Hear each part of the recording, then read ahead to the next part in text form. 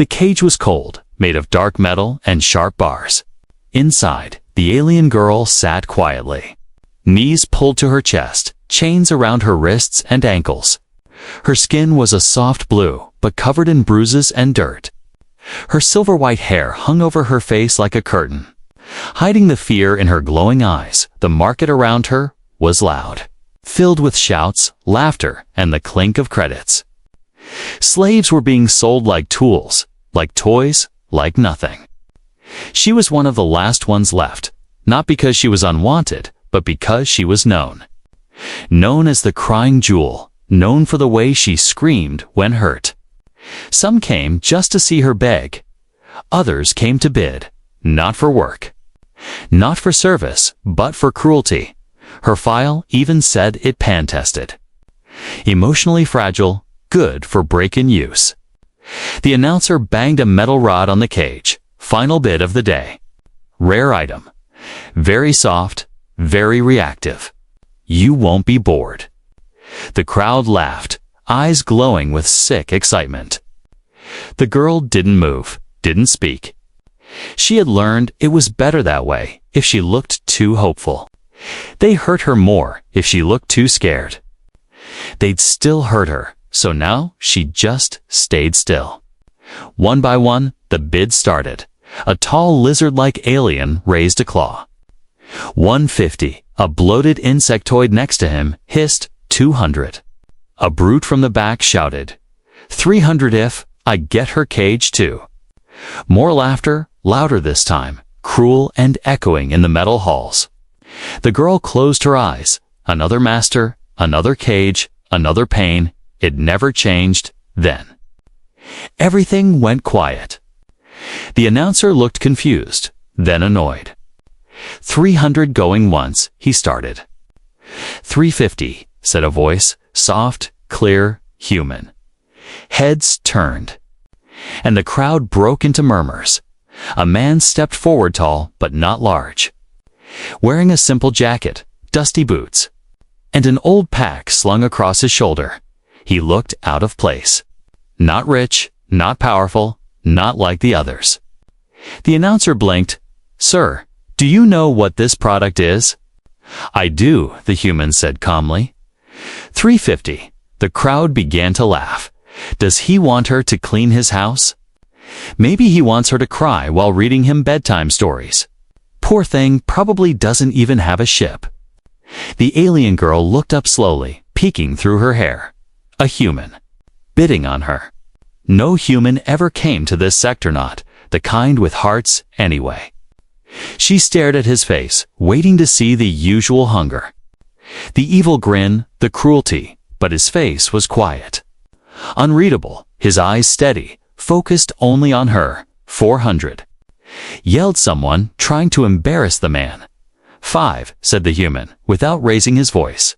550. Shouted another, just to push it. 6, the human replied. By now, the room was quiet again. No one actually wanted her that bad. They just wanted the show. But this man didn't smile, didn't show off, didn't threaten. He just waited. 600 going once, going twice, sold. To the human, the announcer didn't even cheer, just looked relieved the auction was over. The cage was opened, her chains removed from the bars, but not from her wrists. The girl was pushed forward roughly, and she stumbled into the human's arms. He caught her, gently, his arms warm and steady. She flinched, expecting the slap, but it never came. Come on, he whispered. Not unkindly, he walked slowly, guiding her through the crowd, who watched in silence. Some were disgusted, some amused, others just bored. But no one followed them at the landing dock. She was brought onto a small, old ship, not dirty, not broken, just simple. He took her to a small room with a bed, a blanket, a wash basin, and a folded shirt. You can rest here, he said. No one will hurt you now. She didn't believe him. She sat in the corner, curled up tight, waiting for the trick, the pain, the game. But he didn't come back with chains or tools. He came back with soup. Steam rose from the bowl as he set it near her. He didn't force her to eat, didn't speak much. Just nodded and left the room. She stared at the bowl for hours, then finally took a sip. It was warm, too warm for this cold world. And for the first time in years, her tears fell not from pain, but from confusion. Who was this human? And why didn't he treat her like a thing? She had been bought for cruelty, but something told her she was about to be saved by kindness. The ship moved through space like a quiet bird, gliding past stars and old cargo routes inside. The alien girl sat on the edge of the small bed, knees drawn close, arms wrapped tight around her chest. Her eyes stayed on the door. Watching, waiting, she was used to games. Kindness always came before cruelty. He had brought her food, soft clothes, even left the room without touching her. But that meant nothing. Some masters waited, just to break trust later. They liked it that wait hurt more. Made her scream louder, the door slid open slowly. And she flinched, but didn't cry out. The human walked in, carrying a small folded towel and something in a bottle. He didn't look angry, or excited, or hungry. He looked tired. There's a washroom on the left, he said. Placing the items down, hot water still works. She said nothing. Just stared at the floor, if you want to use it. It's there, he added, then walked out. Leaving the door open behind him, no lock clicked, no chain followed. The silence felt strange. Was it another test? Still, after a while, she stood up, slowly. Her limbs were sore. But the warmth of the room made the stiffness fade a little. She stepped into the washroom, looked at herself in the mirror, and paused. A bruised face, cracked lips, tangled silver hair. A stranger stared back, broken and small. She touched the warm water, gasped slightly, then let it run through her fingers. It didn't burn, didn't freeze. It was just warm. That night, she cleaned herself, tied her hair back, and sat in the corner again. She didn't take the bed. She didn't trust it. Comfort was always the first lie. The human came again, this time with bread and fruit. He placed the plate down, sat on the floor, and began to eat from his own bowl. He didn't talk much. Just looked at her once and gave a small nod. You don't have to talk, he said. Not until you want to. His voice wasn't like the others. It didn't crack like a whip. Didn't drip with lies. It was plain, slow, soft. And that made her more afraid after he left. She picked at the bread slowly. It was real. Everything tasted real. She looked at the blanket, folded on the bed. After a long pause, she reached for it and pulled it close. It smelled clean, like air and old sun. She wrapped it around herself and slept against the wall, half awake, waiting for footsteps. But none came. Not that night, not the next. Days passed. He kept feeding her, bringing water. Sometimes books with pictures or old music players. Sometimes he said small things like good morning or I'm heading to the bridge. He never asked questions, never tried to touch her, never gave orders. The girl started watching him, curious. He worked on machines in the back of the ship, fixing old wires, adjusting panels. Sometimes he hummed softly, an earth song she didn't know. His hands were scarred, strong but gentle. She noticed a mark on his neck burned long ago, not fresh, one morning. She found him sitting in the storage room, looking at an old photo. It showed him standing with a group of people, all smiling. One of them wore a collar like hers. She stepped closer, just a little. The floor creaked under her foot, and he turned, surprised. But he didn't shout, didn't look angry. He just placed the photo down. Want to sit? He asked, tapping the floor beside him. She didn't move for a long time. Then, slowly, she walked over and sat, careful to keep distance between them. You were a slave too, she whispered. Voice hoarse from silence. He nodded once, They took me when I was young. Made me fight in the pits, he said, looking ahead. Wasn't much left of me when I got out. The girl blinked. You? Got out? Someone helped me, he said, voice quieter now. Didn't expect it either. She looked at her hands, fingers trembling slightly. So why did you help me? She asked, the words slipping out before she could stop them. He looked at her, a tired smile on his face. Because someone should have helped you a long time ago, that night. She lay on the bed, blanket over her body. Her eyes didn't watch the door this time. They stared at the ceiling, thinking she didn't understand him. She didn't trust the feeling growing inside her warm. Unsure, strange, but she remembered the soup, the blanket, the music box, and now. The photo, the scars on his back matched the ones on her soul. He had been like her. He had survived, and maybe, just maybe, he wasn't pretending. Maybe. The human was real. The ship drifted through the stars like a dream with no destination. Inside, the alien girl stood at the doorway to the small kitchen area. She watched the human move quietly, stirring something in a pot. Steam rising around him like mist. He hadn't seen her yet. Or maybe he had and didn't say anything. He just kept cooking. Focused, calm, peaceful. She stepped closer. Her bare feet soft on the floor, her eyes flicked to the table where he had already placed a second bowl. Beside it bread, clean water, and a tiny spoon. She hesitated, then spoke. Why do you always cook for me? He didn't turn, but his voice came gently. Because someone should, that answer didn't make sense. But she said nothing more. He filled both bowls and placed one in front of her. It's soup, he said, sitting down across the table.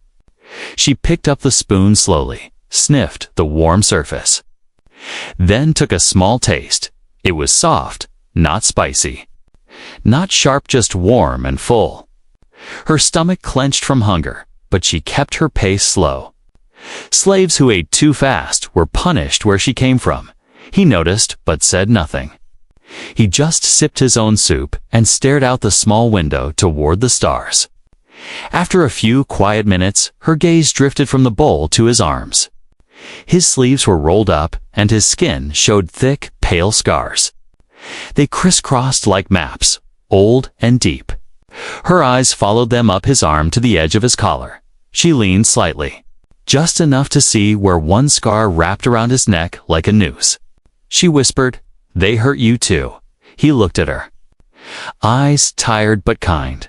"Yeah," he said, placing his spoon down. A long time ago, she lowered her spoon, her hands trembling. "I thought humans were always the masters. Not out here," he said. Voice low. "Out here, it doesn't matter where you're from, Miff. They can use you." "They will." She nodded slowly, understanding that too well. He leaned back in his chair, staring at nothing. "I was sold to a mining ring," he continued, "worked under a sun that cooked our skin. Drink water filled with sand." He tapped one of his scars.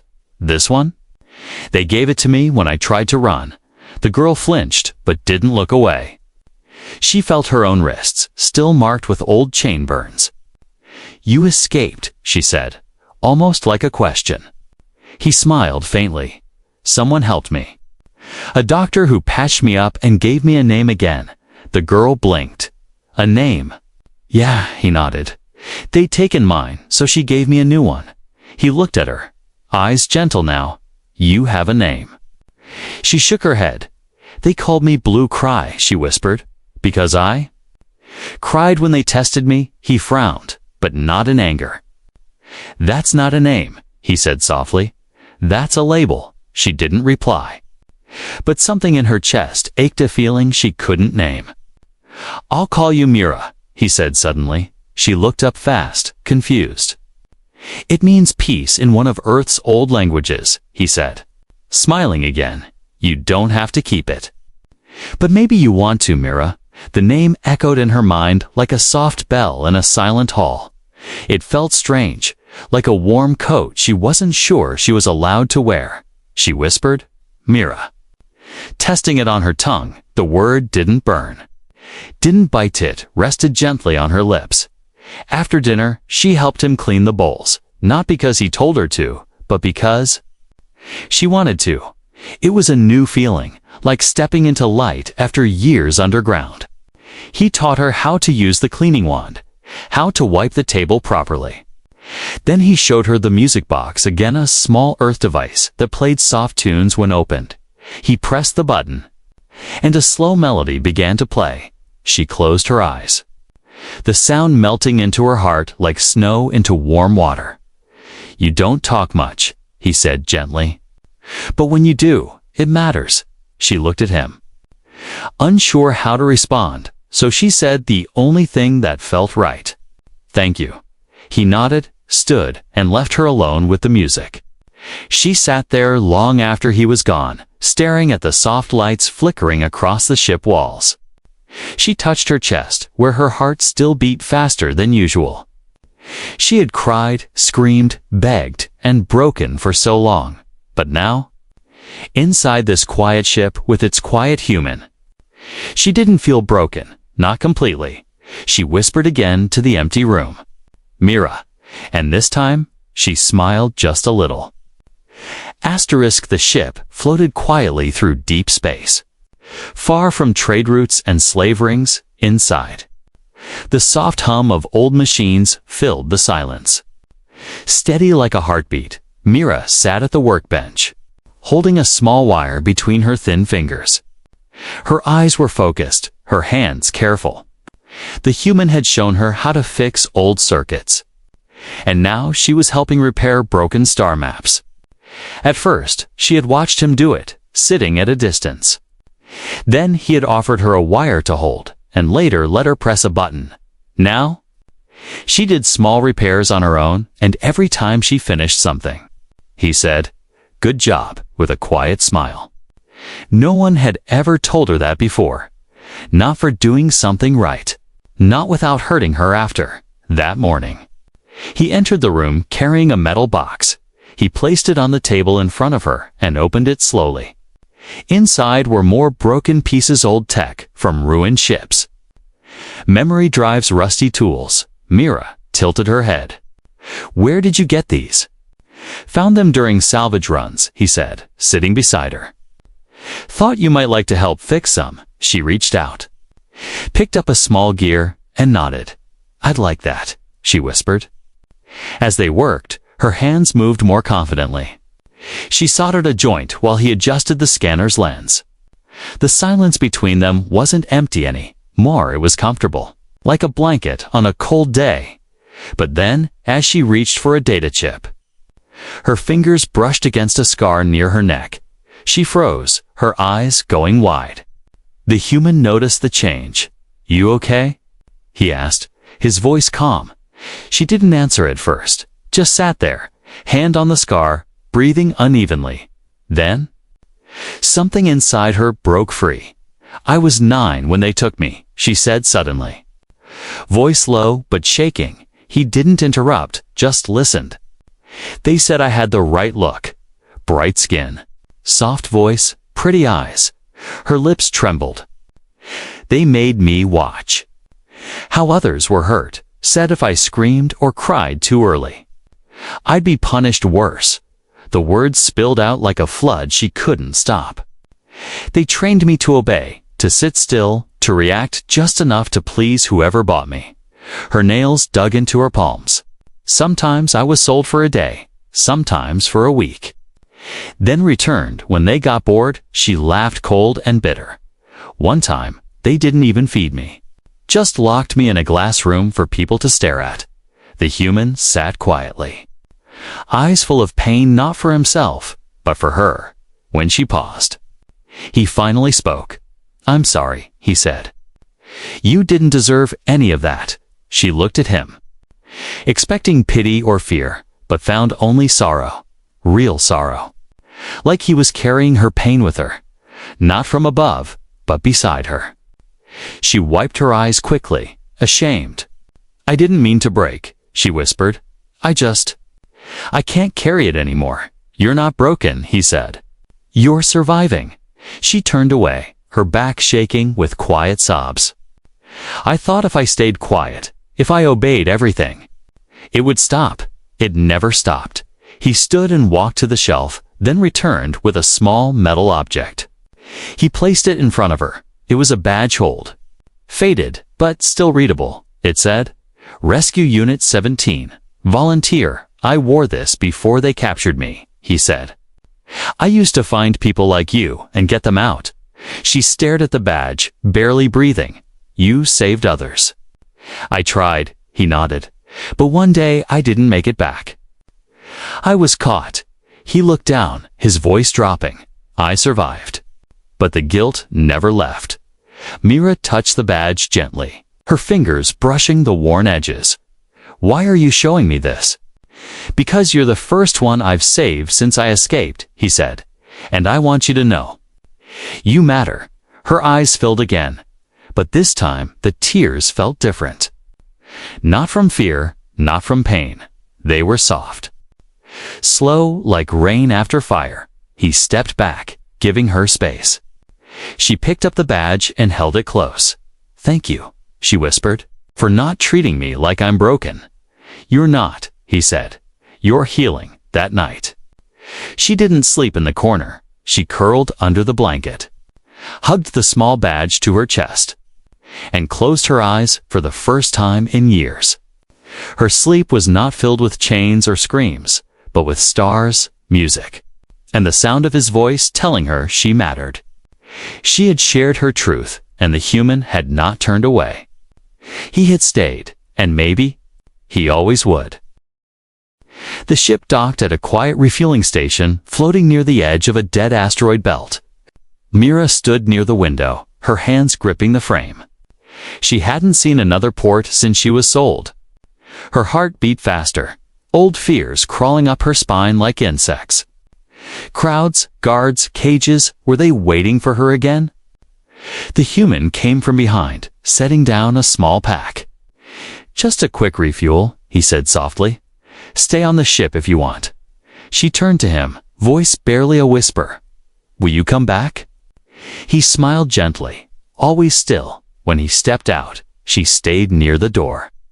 Watching every move through the small screen, time passed slowly, the minutes stretching like rubber, until a shadow crossed the window. Her breath caught 3 tall figures stood outside. Laughing with heavy voices, one of them turned slightly, and her blood ran cold. She knew that face. The deep scar across the cheek, the broken tusk. The black eyes filled with cruelty. It was Bregor, the one who last owned her before she was sold to the market. He used to chain her in a cold room, make her sing while he threw things at her for fun. Her hands trembled, and she backed away from the door. Heart pounding like drums. Voices rose outside, loud and mocking. Hey, is that you, little blue cry? She froze. They had seen her. Bregor laughed. Didn't expect to see my favorite toy again, the second alien growled. Who's the new owner? Some weak human. They all laughed louder. Then another voice cut through them, low, steady, and dangerous. She's not your property. The camera showed the human stepping between the aliens and the ship. His arms were relaxed, but his eyes were sharp like steel. Bregor sneered. And who are you? Her new master. I'm not a master, the human said, voice calm. She's not a slave. The laughter stopped. The third alien, bigger than the others, stepped closer. You forget where you are. Human. The human didn't move, didn't flinch. I haven't forgotten, he said, but maybe you've forgotten who I am. He pulled back the collar of his jacket. Revealing the edge of his old rescue unit badge, the aliens paused, eyes narrowing. You were one of the runners, Bregor hissed. You used to steal slaves. I used to free people, the human replied. And I'll do it again if you don't walk away. The air grew tense, thick with silence. Then, slowly, Bregor smirked. She's not worth it, he spat. Weak little thing couldn't even sing without crying. He turned. Walking off, keep her then. See how long she lasts. The others followed. Still laughing, but softer now. More uncertain, inside the ship, Mira collapsed to her knees. Breathing hard, tears ran down her face. Not from pain, but from the shock. He had stood up for her, in public, against the kind of monsters who once owned her. He hadn't yelled, hadn't fought, hadn't needed to. His presence alone had been enough when he returned. He found her sitting on the floor, shaking. He knelt beside her, placed the pack down, and said nothing. She looked up at him, voice broken. Why? Why what? He asked softly, why would you defend me? She whispered, I'm not worth fighting for. His expression tightened not in anger, but in sorrow. Don't say that again, he said firmly. Not ever. He sat down beside her, letting the silence speak first. You are worth it, he said finally. You were always worth it. They just made you forget. She sobbed quietly into her hands. He didn't touch her, didn't rush her. He just sat there, steady like stone, calm like water. When the tears stopped, she leaned her head against his shoulder. For the first time, she reached for him first. That night, she asked to help cook. He let her peel the fruit. And she smiled when he said she did it better than him. They ate together in silence, but this time, the silence was warm and safe. After dinner, she found herself humming. It surprised her, not because it was loud, but because it wasn't sad. She had faced her fear. She had seen her past come back, and this time she hadn't run. Because someone stood with her, someone real. Maybe she wasn't just surviving anymore. Maybe she was starting to live. The ship floated in deep space again, far away from stations and patrols. Inside, Mira sat beside the human in the small workroom. Wires and tools spread across the table. She had grown more confident, more calm. Her hands no longer shook when she reached for tools, and when the human smiled at her progress. She didn't look away anymore. Today, they worked on an old star map projector. One Myra had found tucked in a forgotten storage box. It was dusty, broken, full of rust and flickering lights. Most would have thrown it away, but something about it felt important to her. A part of her old life, maybe a memory her mind was too scared to remember clearly. She held it gently as the human opened the side panel. This model's ancient, he said, blowing out dust. But still good, Mira said softly. I remember seeing one like this when I was a child. He looked at her, surprised. You remember that far back? She nodded, just flashes. Before they took me, the human's expression turned serious. We'll fix it, he said. Maybe it'll show something that matters. They worked together for hours, replacing burnt circuits, smoothing out cracked wires. Myra cleaned the outer shell with care, wiping off the rust with a soft cloth. Finally, the human powered it up, and the projector lit the wall with flickering stars. Lines danced across the screen, broken at first, then slowly forming shapes. Planets, moons, space lanes. And then her breath caught. A blue-green world blinked onto the screen, surrounded by 3 white moons. Her fingers trembled. That's it, she whispered. That's my home. The human leaned forward. This planet. She nodded quickly, eyes wide. Yes. My mother said we came from a quiet colony near the edge of the 3rd moon. She touched the glowing image with her fingertips. It shimmered slightly, then shifted to show a zoomed-in section of the system. There a tiny settlement icon, flickering, but still visible. Is that where your family lived? The human asked gently.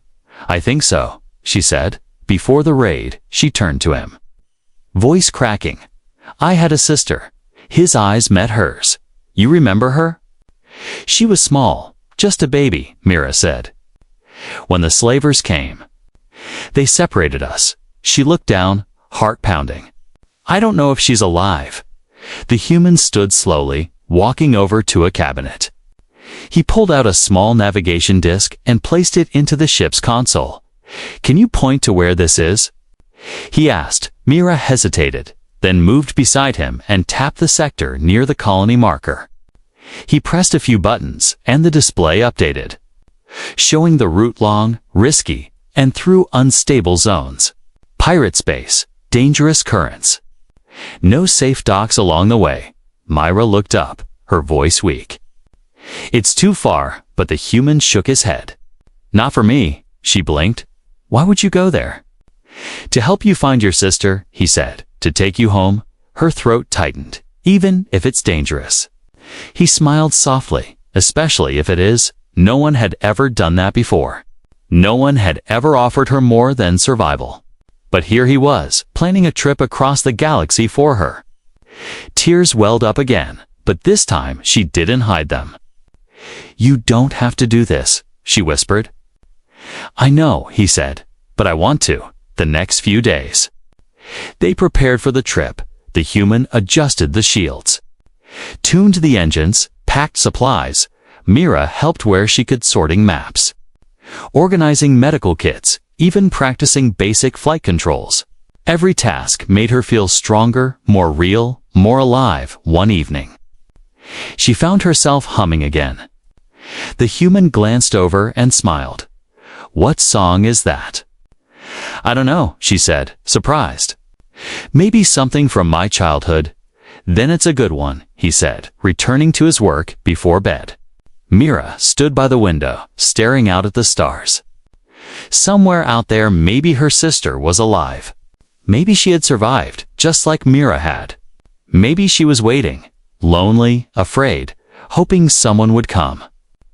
Mira placed a hand over her heart and whispered, "I'm coming," behind her. The human said gently, "We leave tomorrow." She turned and nodded, her voice steady this time. "Thank you." He tilted his head. "For what?" "For showing me that I'm allowed to hope again." He smiled, then dimmed the lights. That night, Mira didn't dream of cages or chains. She dreamed of stars, of blue skies, and of a small girl with silver hair waiting at the edge of a quiet colony. And in the dream, she was running toward her. Not as a slave, but as a sister, and as herself. The journey to the forgotten colony wasn't smooth. Asteroids drifted like silent giants through deep space. The ship shook more than once, alarms flashing as they passed through unstable warp zones. Twice, Myra saw warning signs of raiders nearby. But the human kept calm, guiding the ship with hands steady and eyes sharp. Mira sat beside him in the cockpit, her heart full of fear and hope at the same time. She had never gone home before. She had never believed home could even exist for someone like her. Now it was real, and it scared her more than the dark. After days of travel, they reached the frozen moon near the third white satellite. The old star map had been correct. There was a hidden signal, faint but alive. The human followed it through a thick mist of ice and shadow, and then they saw it, a small colony built into the cliffs, glowing with soft lights. No guards, no walls, no weapons. Just quiet buildings and smoke rising from warm chimneys. It didn't look like much, but to Myra, it was everything. They landed at the edge. Dust and snow swirling around the ship's legs. As the ramp lowered, Myra froze. Her feet wouldn't move. What if they didn't remember her? What if they were gone? The human stepped beside her and offered his hand. "You don't have to go alone," he said. She looked at his hand, then took it. They walked into the colony together, eyes watching them from windows and doorways. An older alien woman stepped out first, her face tired but kind. She stared at Mira for a long moment, then said softly, "You look like her." Myra blinked. "Like who?" The woman smiled, tears in her eyes. "Like your mother." Myra's breath caught. The woman waved them in, calling others. More people came, refugees, survivors, all with stories carved into their skin and voices. And then a young girl stepped forward. No older than 12, she had silver hair and bright blue skin. Her eyes, wide and scared, Mira dropped to her knees. Heart racing, Salon. She whispered. The girl stopped, looking unsure. Do you know me? She asked. Mira opened her arms, voice trembling. I'm your sister. There was a pause, just one breath, and then the girl ran into her arms. Crying so hard she couldn't speak, they held each other like pieces of a broken star, finally fitting back together. The human stood nearby, silent, watching. His hands relaxed, his eyes soft. He didn't interrupt. This was their moment. But Mira looked up at him and smiled, her arms still wrapped around her sister. That night, the colony gave them a place to sleep.